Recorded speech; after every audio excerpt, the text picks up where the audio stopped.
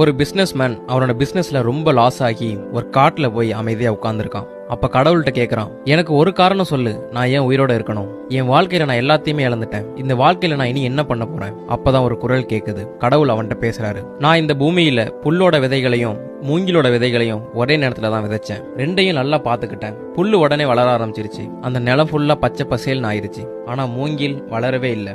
ஒரு சேஞ்சுமே அதுகிட்ட இருந்து தெரியல. ஆனா அதை நான் கேர் பண்றதை நான் நிறுத்தல. புல்லை எப்படி பாத்துக்கிறனோ அதே மாதிரிதான் அந்த மூங்கிலையும் பாத்துக்கிட்டேன்.